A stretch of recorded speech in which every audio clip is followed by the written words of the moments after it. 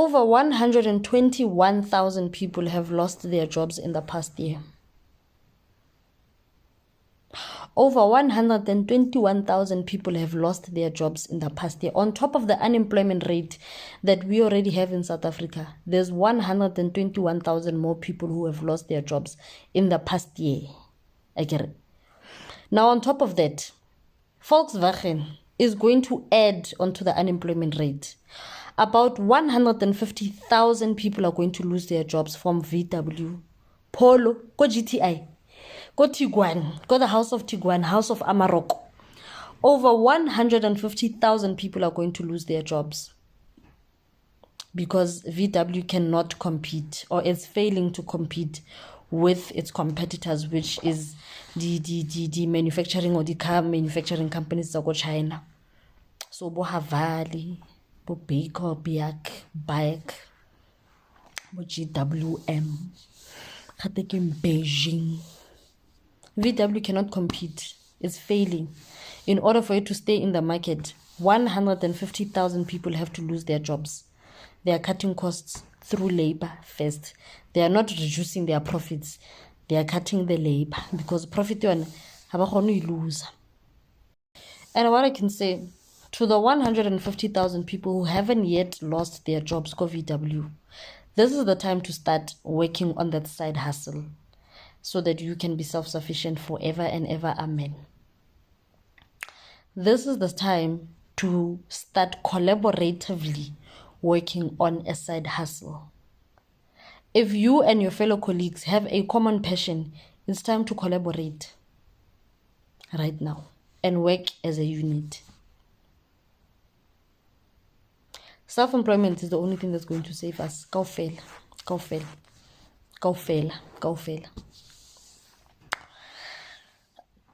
Guys, kushubile. And now, like, this is not even like the crust. Investors are starting to run away from South Africa because of these xenophobic attacks and xenophobic movements. The Department of Arts and Culture is suffering. Arts and Culture and Tourism, they are suffering. It's bad for these two. Department of Employment and Labor cruising. Doesn't even give it doesn't care. Doesn't care a damn. Doesn't care a river. Kusazoshuba.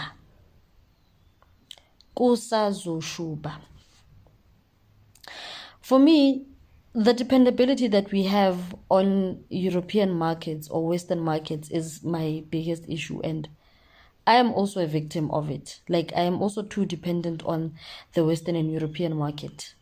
That, in a sense, that I believe that a brand that is not locally produced is more reliable than a locally produced brand. Which again means that we don't allow our own people, we don't give them the opportunity to improve their brands, their services, their goods, their whatever. We don't give them a brand. Because if a South African based or an African based company was to decide, listen, we are going to start creating our own refrigerators. We are going to start making our own fridges, and the fridges say they are going to be reliable and they are going to be energy saving. A lot of people are not going to support it. Instead, we want fridge DeFi. Re batla fridge ya Samsung. Re batla fridge ya Hawaii. Re batla fridge ya Apple. Those are the things we want. Re batla Smeg. We are not depending on our own markets. We are not believing in our own people. Because we've been indoctrinated very not to believe in our own people. But yeah. 121,000 people have lost their jobs in the past year. An additional 150,000 people are also going to be added to that list. A lot of companies are starting to shut down. Like a lot of companies are starting to retrench. Companies are retrenching left and right. South Africa is sinking. South Africa is a sinking ship. Idi patla patla. South A. And ele pecha ka elastoplast na kwate. It's a sinking ship. Guys, I don't even know where we're going to start with this one. A good 3-4 days and think about this entire thing what the solution is going to be. But the problem is that people don't listen to me. So yeah, fine. I will even come with a solution, but people are still not going to listen to what I have to say. You won't listen. Yo, hi, Kashuba, guys. And also, on top of that 121,000 people who have lost their jobs, let us also not forget the people who were working in these tuck shops that Match and Match is busy shutting down. Yaga Match and Match busy tswala di shopo. I busy tswala di business that are owned by my African brothers and sisters. Those people have employees. They have employed people in their businesses. Those people have also lost businesses. They've also lost their jobs. They've shut down the building, the businesses that were operating inside buildings. Those businesses that were operating there have shut down. The owner doesn't have a job. The people that the owner employed, they also don't have jobs. So 121,000. I get it. Then it's 150,000. Now we also might now start counting the people that have lost their jobs from Match and Match and Operation Tudula, Lidi Match Sabon. And about Bonelibon, I'm sure it's a decent 100,000, I mean. This matching thing is not working, guys. It's not restructuring the economy in any way. It's making the economy suffer. And it's going to take a long time for it to bounce back. It's going to take a very long time for the economy to bounce back. Like, I don't seem to understand why we can't march the way China marches or the way China strikes. China is striker. Hawaii miracle. What's a day off? Go fail. They all function as a unit. Go China. There's no push and pull. Go China or go Korea. There is absolutely no push and pull. When those people decide we are going to march because we are not getting paid properly, and the way that we march is that for a week, Harim miracle. That entire department is shut down. Hawaii miracle. Botley. Agona bus e tswang agona taxi e tswang agona Uber e tswang agona koloi agona venture e tswang ka ntlo le nna still aga go phuma ya re go emsebenzini. That's how they choose to strike, or that's how they choose to march. That's how they protest. Ka sekgowa kere they protest. That's how they protest. They are smart in the way that they protest. They don't go to a street and then they start burning stuff. Habarasi. They don't make a noise. Abantu bangalumsindo China or Korea. Bonnie, they will show you, okay, you don't want to pay me well. No, it's fine. I'm not coming to work. Tell me who's going to fix the 1, 2, 3. I'm not coming to work in Nahe. And not just me, but the entire office. Both. Habatsabi manager. Habatsabi manager, CEO, branch manager, Habatsabi. You're not paying me. Oh, bulungile. Angizwe emsebenzini. Hlalunjalo.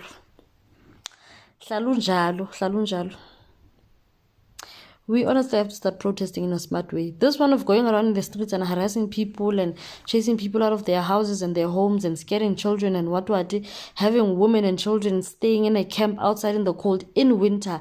Like, it sucks that you guys had to do this thing in winter.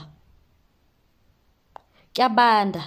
You guys are sitting pam kwa mahita wenu. You guys are sitting pam kwa fireplace and you know you have a comfortable bed that you're going to sleep in.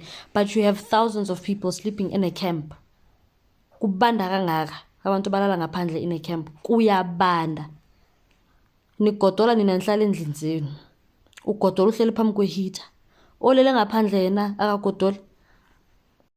Now say it with me. An African cannot be a foreigner on African land. An African cannot be a foreigner on African land. An African cannot be a foreigner on African land. Someone who is African can't be a foreigner on African land. An African cannot be a foreigner on African land. An African is no foreigner on African land. On African soil and African land, an African cannot be considered a foreigner. So someone who is from the east of Africa cannot be considered a foreigner on the west of Africa. Someone who comes from North Africa cannot be considered a foreigner in South of Africa. Someone from Central Africa cannot be considered a foreigner on all 5 regions of Africa, and the same applies for all the other regions of Africa. An African cannot be a foreigner on African land. How can you be an African but be considered a foreigner in Africa? why are you then an African if you're going to be a foreigner on African soil? Ne? An African cannot be a foreigner on African land. An African cannot be a foreigner on African land. There's no such thing as an African being a foreigner on African land. An African cannot be a foreigner on African land. It's impossible. They can't be. Even if they tried. Like, even if I woke up and said, today I'm going to be a foreigner in Africa, it is impossible. I can't be. I honestly cannot be. And on top of that, people who fit the description of the people who live in that region of Africa cannot be considered foreigners in that region. And also, if they are able to blend with the different people from other regions of Africa, they cannot be considered foreigners. Example, Ethiopians, Somalians, Kenyans, Sudanese, some Tanzanians, Eritreans, and some in Egypt.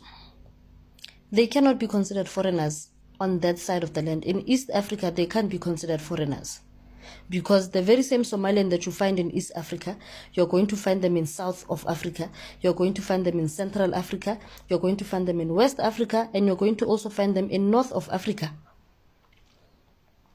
The people who look like those who come from the northern part of Africa, the Egyptians, the Libyans, the what ones, those people cannot be considered foreigners when they go to East, West, Central, and South of Africa. They can't be considered foreigners because there are people who look like them in all of those regions. Same applies for the people from the West of Africa.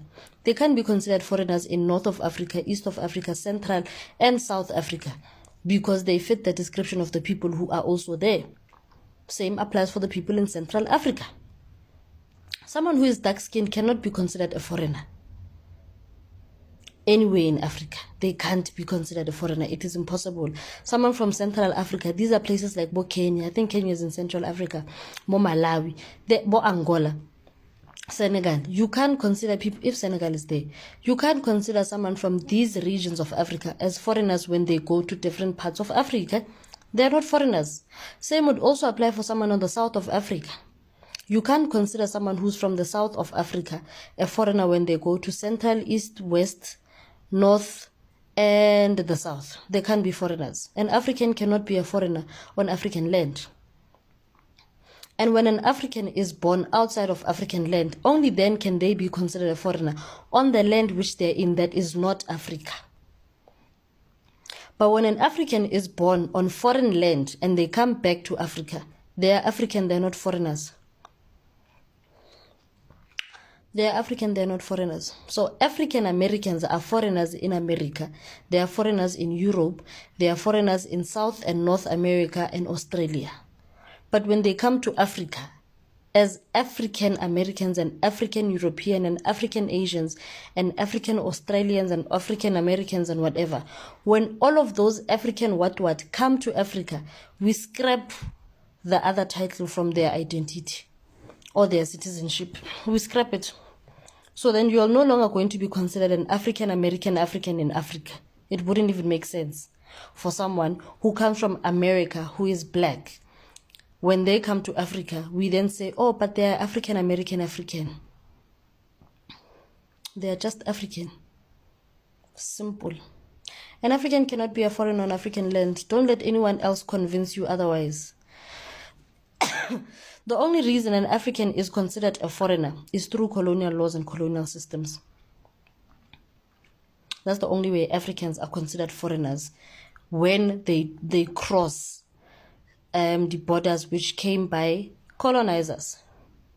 So a group of colonizers sat in a room and said, we are going to draw lines, and then on top of these lines, we are going to build a fence. They did a house plan. We say house plan in Berkayang. A house plan, you have to sit down, you have to draw the house that you want to build. You make a drawing of everything. And then after, you have to materialize this house. So you build a fence. That's what colonizers did. They built a fence and then they said, if you cross this fence and you come to this side, you are a foreigner. The only way Africans are considered foreigners is through colonial laws and colonial systems. Africans are not foreigners in their original sense. They are not foreigners in any way. But through colonial laws and colonial systems, only then are they considered foreigners. So this is like saying, we have an available job position, right? And you have all of the experience that is required for the job. But then the job says, the employer says to you, because you don't have a certain qualification, we cannot employ you for this job, even though you have the skills to do it. And it's a job that requires skill work. It's a skill-based job. So maybe it's a job that requires you to build something very simple like carpentry. You just have to build a cupboard. But then the employer says to you, because you don't have a qualification in carpentry, I can't employ you because it means you don't know how to do the job. So therefore, I will not employ you. I'm going to employ someone who has the piece of paper that proves that they know how to build a cupboard. But now with your experience, we are not going to employ you because you don't have the piece of paper. But even though in your original sense, you know how to build a cupboard from start to finish. You have the skill set. You know everything. But because you don't have a piece of paper, you are not allowed to work. An African cannot be a foreigner on African land. An African cannot be a foreigner on African land. An African cannot be a foreigner on African land. Don't let anyone else convince you otherwise. Repeat.